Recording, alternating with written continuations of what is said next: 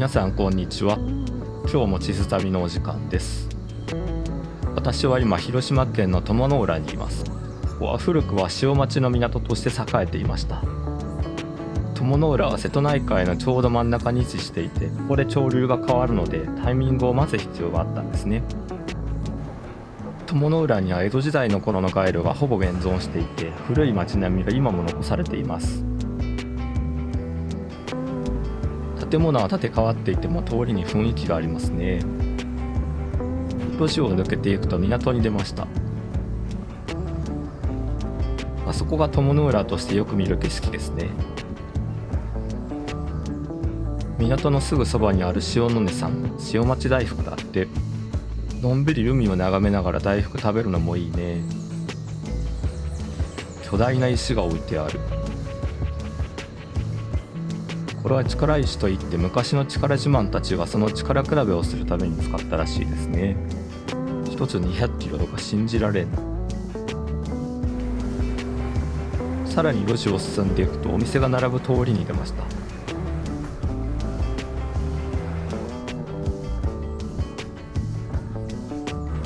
軒先で鞆の浦の名産の米酒を出していました。米酒は生薬を含むお酒で、大阪の医師中村吉兵衛が1659年頃に考案しました。もともとは中村家が独占的に製造していて、幕末には日本に来航したフェリーで食前酒として提供したり、パリ万博に出品されたりしていました。その後専売制が廃止されると中村家は廃業に追い込まれ、その代わりに強豪が米酒を作るようになっていきました。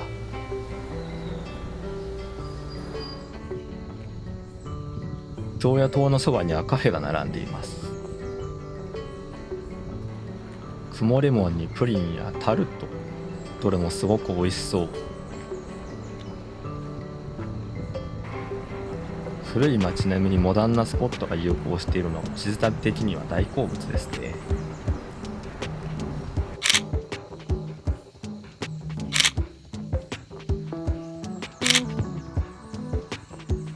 数多くの映画やドラマの撮影地となった鞆の浦、その理由もよくわかる素敵な場所でした。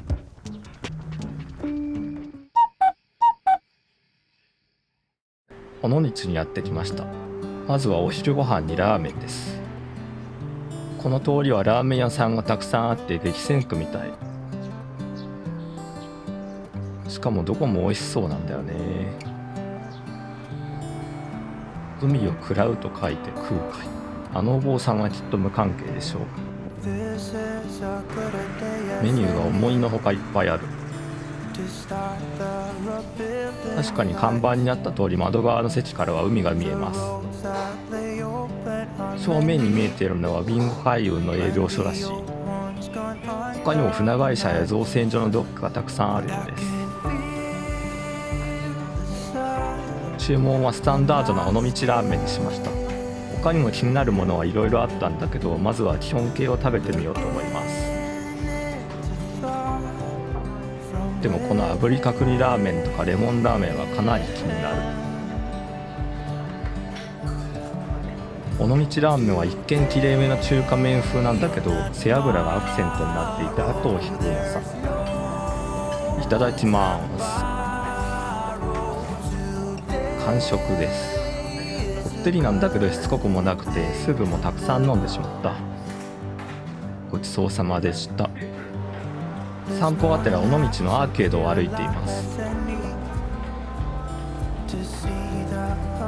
一見古びたアーケードなんだけど、キラリと光るお店がたくさんあるんです。例えばこちら、パン屋コ。名前からしていいですよね。ここはコーヒースタンドのアラウンド。アーケードの角にあります。ちょっとコーヒー休憩していきましょう。なんとソフトクリームを乗せられるらしい。かなり惹かれるね。とりあえずオーダーしました。エスプレッソマシンがきれいに磨き上げられたシネストでいいね。道具を大切に扱うバリスタはいいバリスタ。お店ではコーヒー豆も販売していました。アイスラテにしました。うさげのお店を見つけたらなるべくカプチーノにするんだけど、最近はさすがに暑さに抗えないで控えるよ。向かい側にあるのは元銭湯のレストラン。昔の建物をそのまま使ってるのおしゃれですね。中華のお店なんだね。2021年にリノベーションして小籠包がメインの居酒屋になったと思う。今度時間が合えば来てみよう。アーケードを抜けて線路をくぐってロープウェイ乗り場までやってきました。歩いて登ることもできるんですが、この暑さの中を15分歩くのはつらい。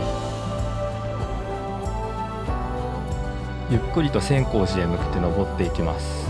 海と山に挟まれたわずかな平地に家やビルがびっしり。旅人を魅了してやまない光景ですね。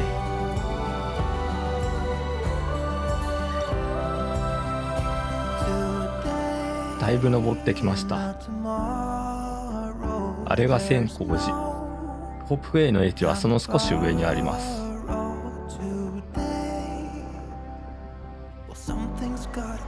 到着です。駅の上は展望台になっています。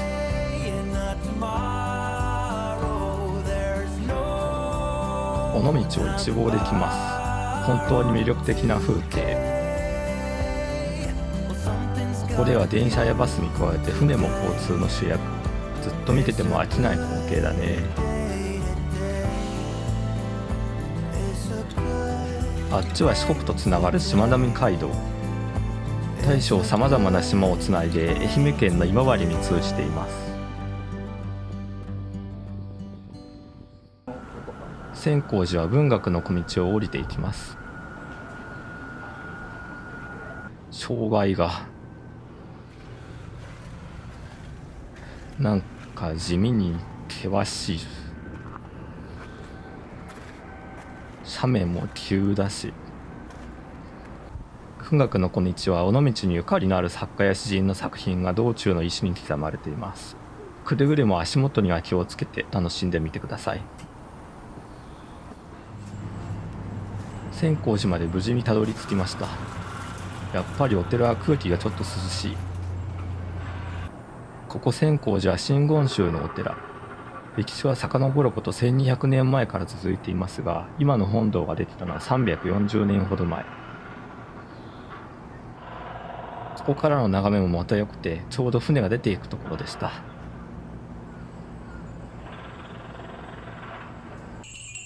風鈴の音色が綺麗。ちょっと風が強くて煽られてはいたけど。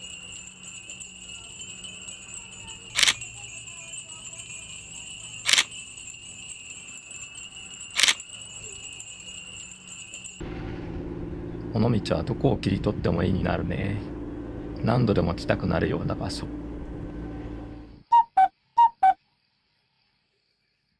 広島市内まで車を走らせました。今日のホテルはノット広島。一人だけどツインルーム。綺麗なお部屋。素泊まりだけどそれにしたってこれで7000円は安いよね。立地も割といいところで歩いて観光やご飯に行ける場所。いいね。お風呂ももちろん綺麗。十分でしょう。チェックインしたらホテルで使えるコインをもらった。ルーフトップバーとかで使えるらしい。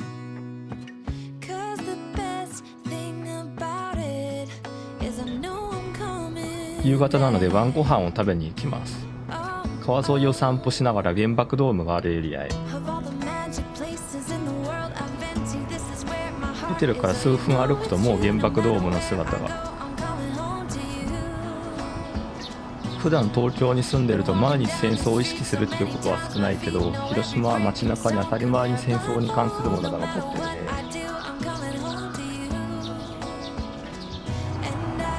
やってきたのはお好み焼きのミッチェ。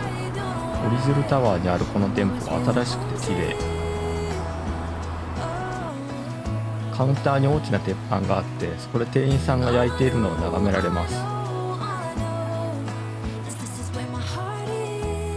飲み物は広島コーラっていうのを注文してみた。いわゆるクラフトコーラほどはスパイスの主張が強くない。お好み焼きができるまで千住柄ポン酢を食べつつ待つ。目の前でどんどん用意されていくお好み焼き。薄い皮の上に野菜をたっぷり乗せていきます。その上にメインの具材も追加。あとは焼きそばとソースと青のりで完成。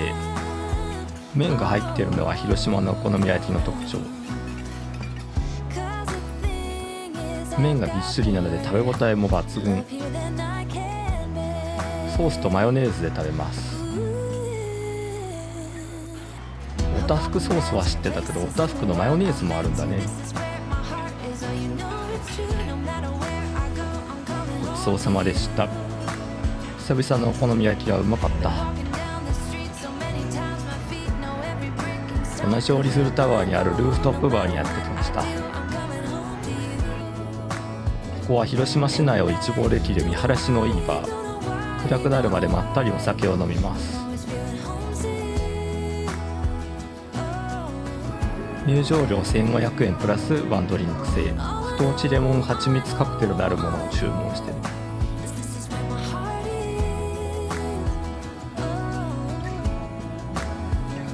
もう少しで日が沈みます。平和記念公園もすぐそば。これまでも何度も訪れてるけど、広島に初めて来た人はやっぱり一度は足を運んでほしい。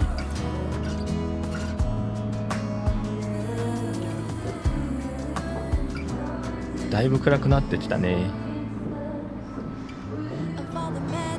このバーは平日は意外と混んでなくて穴場かもしれない。それじゃあ下に降りてまた少し散策してみようかな。原爆ドームは夜もライトアップされています。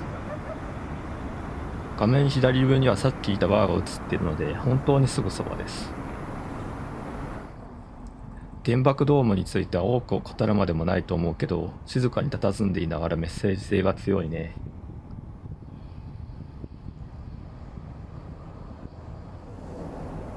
10分ほど歩いて広島城にも来てみました。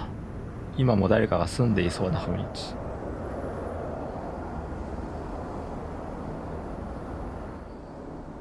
だいぶ遅くなったのでホテルに帰ってきました。寝る前に一杯だけ飲んでいこうかな。バーはにぎわっていました。外国のお客さんが多め。キューバリブレとポテサラ。ポテサラはさっきのコインを使って無料で交換できました。ポテサラ大好きなのでつい食べちゃう。量がちょうどいいね。キューバリブレは妙に濃かった。でもお酒大好きなので問題なし。じゃあそろそろ寝ましょう。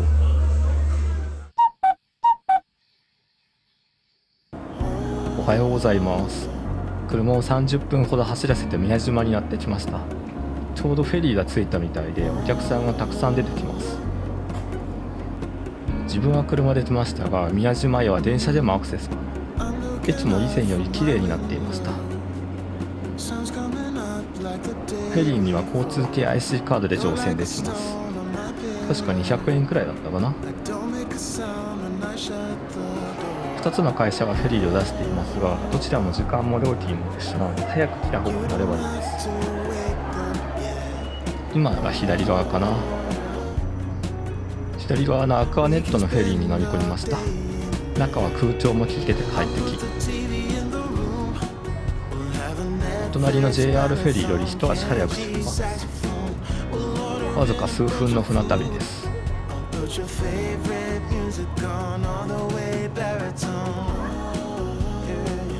すぐそこには宮島が見えています。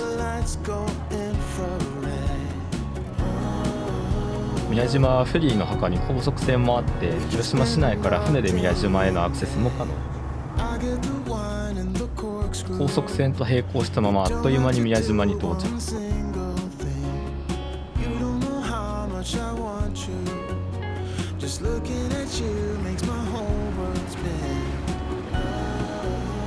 10分くらいで本土から到着しました。フ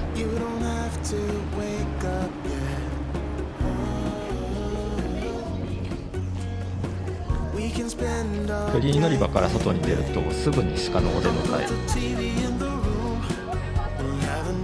あまりに人間に慣れているので忘れそうですが、これは野生の鹿、触ってはいけません。眺めてめでるだけにしましょう。通りを歩いて見物します。宮島も昔と比べて随分おしゃれになった。大きめのレストランがありました。待たずに入れそうなのでここにしましょう。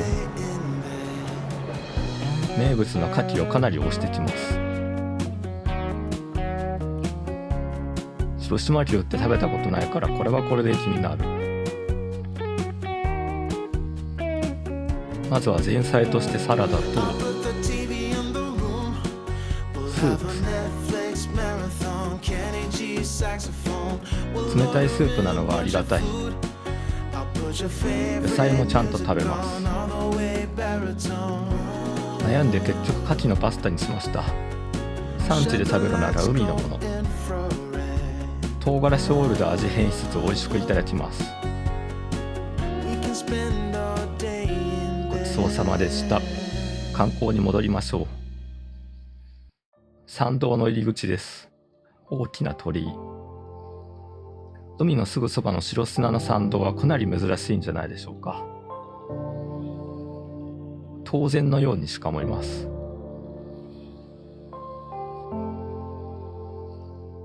厳島神社の海中鳥居。3年半にわたる大改修が2022年末に終わり、鮮やかな色によみがえりました。593年創建なので1400年以上の歴史があります。平家一族によって1100年代に現在の規模に整えられました。その後2度の火災で社殿は全焼してしまいますが、1200年代に再建され現在に続いています。ちなみに鹿は6000年前から宮島に住んでいるそうです。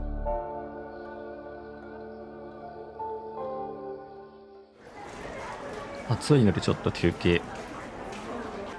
ここは宮島コーヒー。宮島に来たら毎回来てる気がします。エスプレッソマシンはおそらく2連の丸底リニア。店内は意外と広くて2階席もあります。宮島コーヒーサンデーにしました。とにかく体をクールダウンしたい。まだ帰りの時間には余裕があるのでこの後の計画を練ります。わらび餅が入っているのがポイント。こいつが美味しい。ごちそうさまでした。では行きましょう。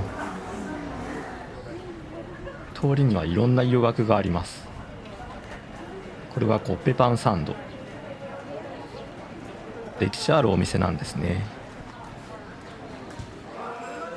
ドリンクスタンドも。レモンソーダ美味しそう。アンコラネのお店。大鳥居サブレ。アンコラネは広島駅とかにもありますよね。かき氷。見栄えに全振りしたようなラインナップ。もみじまんじゅうが上に刺さってるこれ。カキフライ。確かにフライはまだ食べてなかったな。こんなでかい食品サンプル初めて見たかも。というわけで2個入りを注文。一つはソース、もう一つはタルタルソースでいただきます。揚げたてをくれるのでやけどに注意。でもうまい。やっぱりかき料理は定番なのであちこちのお店で出しています。このデザインのメニューボードをよく見るんだけど、系列のお店なのかな。焼き牡蠣もいいね。食べ歩きをしていたらいつの間にかフェリー乗り場近くまで戻ってきていました。鹿はこんなに増えた人間のことをどう思ってるんでしょうかね。帰りは JR フェリーに乗ってみます。こっちの方はちょっと大きいかな。アクアネットのフェリーに比べるとちょっと年季が入った船だけど、こっちも十分に綺麗ないい船です。遠くに厳島神社が見えます。またね。本土側のフェリー乗り場には風鈴が飾ってありました。ストリートピアノを演奏する野生のピアニストも素敵な演奏でした。ロビーには観光案内ロボットはいるんですが、なんと鹿型ロボットでした。でも今回の旅はここまで。そろそろ空港に向かいましょう。広島空港です。宮島から1時間ほどで戻ってこれました。今回はスプリングジャパンのセールチケットで来ています。チェックインしようと思ったらまだだったので、ちょっと時間を潰しましょう。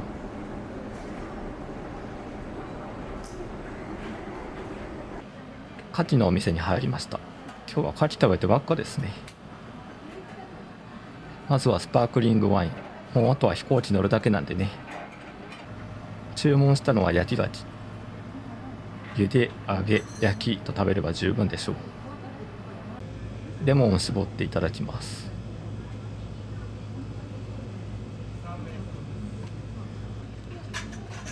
美味しそう。ごちそうさまでした。結構磯臭さもあるパンチの強い牡蠣でした。広島空港にはカードラウンジがあります。ゴールドカードがあれば無料で使える。中は割と広々していていい感じ。でも一番嬉しかったのはこちら。日本酒を試飲できる。地霊の入魂純米酒。かなりすっきりしてるんだけど、まろやかな甘みも同居する美味しいお酒でした。時間になったのでチェックインします。予約メールについてきた QR コードを読ませるだけで完了。18時25分のフライトです。